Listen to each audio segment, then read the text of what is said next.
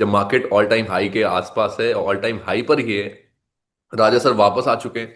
और राजा सर वापस आए हैं तो हम इनसे जरूर ये भी पूछेंगे कि सारे ही इंडाइसेस पर अब किस तरीके का व्यू है सर, क्योंकि ऑल टाइम हाई इकोनॉमी के नंबर्स आए, इकोनॉमी के नंबर्स बहुत अच्छे देखने को मिले, बढ़िया जीडीपी ग्रोथ रही, Q2 के नंबर्स वो भी अच्छे रहे, और मार्केट अब अपने ऑल टाइम हाई पर। राजा सर, सबसे पहले पहला रिएक्शन, एक साल बाद ये जो वापस हम ऑल टाइम हाई पर आए, कैसा लग रहा है सर अब?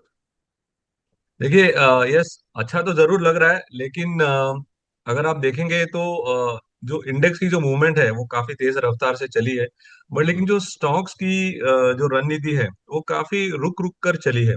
और उसमें मैंने ये नोटिस किया है कि लोगों की जो अपेक्षा है कि मैंने जो स्टॉक में इन्वेस्ट किया है वो मुझे इतना मुनाफा देगा, वो शायद उभर के नहीं आया है। अब भी स्मॉल कैप मिड कैप के जो इंडेक्स है वो कोशिश कर रहे हैं कि ये जो उछाल है और ये जो नई हाईज जो हम देख रहे हैं ऑन द ब्रॉडर इंडाइसेस वो बरकरार रही तो right, आगे चलकर कुछ होगा। तो एक अच्छी बात है कि ये जो Q2 के जो नतीजे हैं हम्म, और ये जो जीडीपी के जो आंकड़े आए ओवर द वीकेंड, ये सब यही कह रहा है कि जो गंभीर माहौल था वो सुधर रहा है और उसकी वजह से और ऊपर जाने की अभी एक संभावना है। और मुझे लग रहा है कि ये जो नंबर्स, ये जो आंकड़े हम देख रहे हैं ऑन द निफ्टी या बैंक निफ्टी, जो बैंक निफ्टी तो पहले काफी आगे निकल चुकी थी, right, निफ्टी ने अभी एक कैचअप प्ले किया है, सेंसेक्स ने कैचअप प्ले किया है।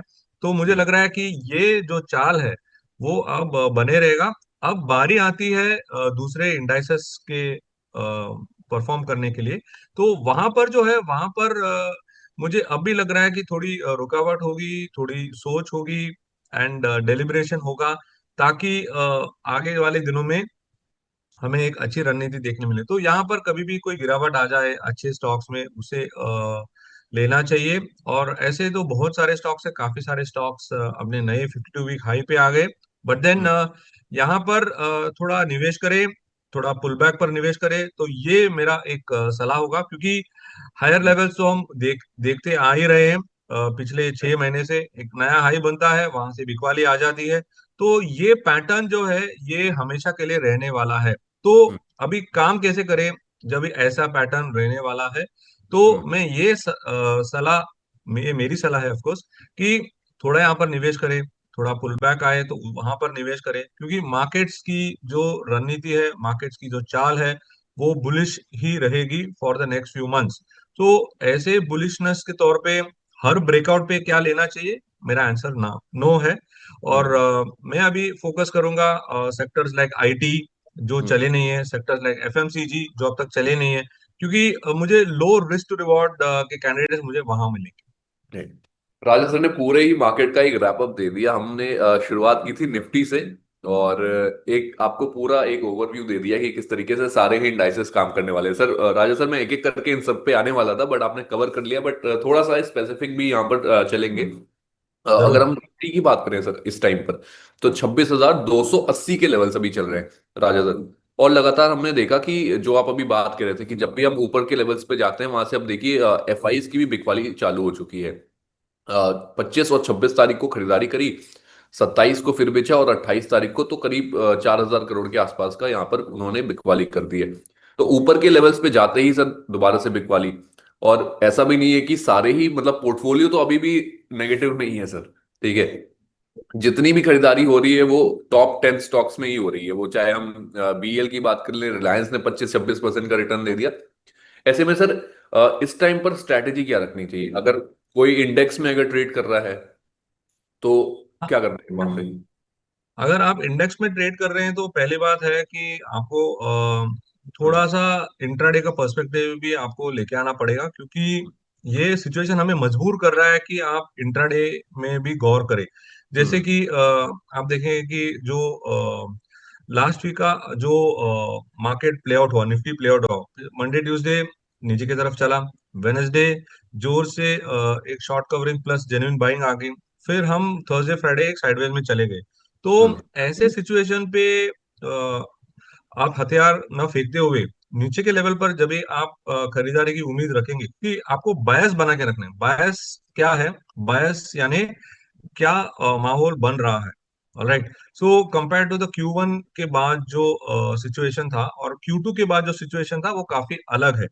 तो जैसे अगर जो नतीजे आए हैं, मुझे लग रहा है कि Q3 के बाद भी ये नतीजा अच्छा होगा और आगे हमें थोड़ी और पॉजिटिविटी देखने मिलेगी। तो ऐसे समय पर इंडेक्स पर हर पुलबैक पर अगर आप देखेंगे तो लेने की एक उम्मीद बनती है। तो जब भी एक पुलबैक आ जाए, ऑलराइट, तो वहां पर आपको, अगर आप ट्रेड करना पसंद करेंगे, तो वो एक अच्छा स्ट्रेटजी होगा। तो मेरा स्ट्रेटजी जो है, मैं जो स्ट्रेटजी अडॉप्ट करता हूँ, मैं पुल बैक पर लेने की ट्राई करता हूँ। और जो पुल बैक आया था, हल्का सा पुल बैक आया था, राइट, एक हार्डकोर पुल बैक आ जाता है तो भी अच्छी बात है। हार्डकोर पुल बैक आ जाए फिर वहां से प्राइसेस थम जाए, तो वहां पर से आप दोबारा ले सकते हैं। नाउ अभी जो मूवमेंट हमें दिख रहा है ऑन द इंडाइसेस, तो 26,100 एक बहुत इंपॉर्टेंट लेवल है। निफ्टी स्पॉट की मैं बात कर रहा हूँ। और अगर 26,300 के ऊपर क्लोजिंग आ जाए तो आपको एक तेज रणनीति देखने मिलेगी इंडेक्स में। तो अभी जिस प्रकार से मूवमेंट आ रहा है, जो हमारे सामने दिख रहा है एट द करंट जंक्चर, तो मुझे लग रहा है कि 26,300 के ऊपर क्लोजिंग की काफी पॉसिबिलिटी है। और मुझे लग रहा है कि कल का जो निफ्टी का एक्सपायरी है काफी वॉलेटाइल होगा और काफी मजेदार भी, अगर आप एक इंडेक्स ट्रेडर हैं। और तो सर कल के लिए फिर कोई यहाँ पे ट्रेड है?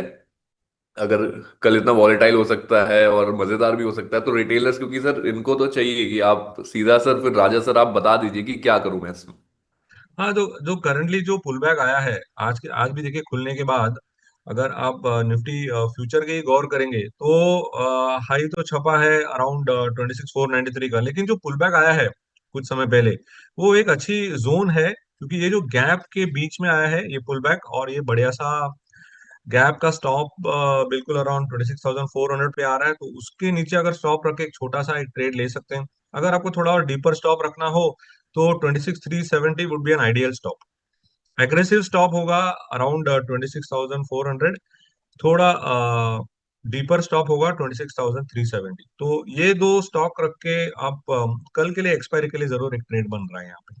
और चलिए, तो यहाँ पर आपको निफ्टी में एक ट्रेड राजा सर की तरफ से दे दी गई। अगर आप कल के दिन पर, कुछ कल ट्यूसडे है, निफ्टी की एक्सपायरी है, अगर आप उस दिन पर कोई ट्रेड लेना चाहते हैं तो आपके लिए यहाँ पर एक जो है राजा सर की तरफ से रिकमेंडेशन है। लेकिन आपको ध्यान रखना है, जो रेंज सर ने बताई आपको उसके अराउंड ही ट्रेड करना है, ज्यादा इधर उधर नहीं। क्योंकि मार्केट बहुत वॉलेटाइल है और इसमें जो है पैसे डूबने के और आपके हाथ जलने के दोनों जो है कंडीशन यहाँ पर अप्लाई होती है। तो थोड़ा सा कॉशियस रहिए और किसी एक्सपर्ट की सलाह के साथ ही ट्रेड करिए। राजा सर, 60,000 पर बैंक निफ्टी पहुंच गया। इतने एक्सपर्ट से बात कर रहे थे हम बीच में, 60,000 60,000 60,000 के लेवल्स की बात हो रही थी, अब 60,000 पहुंच गया। सर अब क्या करें? देखिए, पहली बात तो है कि इस हफ्ते बैंक निफ्टी की खास आरबीआई पॉलिसी आ रही है, और मुझे लग रहा है कि वही एक इवेंट है जो बैंक निफ्टी को लगातार खींचते आ रही है। और रेट कट की उम्मीदें हैं, और उम्मीदें पर जुड़ी हुई है ये सारे सेक्टर्स, जैसे रियल एस्टेट हो, मेटल्स हो।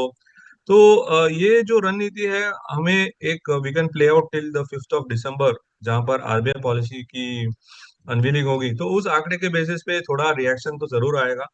तो यहाँ पर भी एक डिप पर लेना उचित होगा, not at this current junction between both the index. मुझे लग रहा है कि जो निफ्टी की जो चाल है वो बेटर है। 59,800 एक सपोर्ट बन रहा है on the bank Nifty spot. तो जब वहां पर आ जाए तो तब मैं देखकर कुछ काम करना पसंद करूंगा, नॉट एट दिस जंक्शन, क्योंकि बैंक निफ्टी में जो रणनीति है वो काफी तेज है।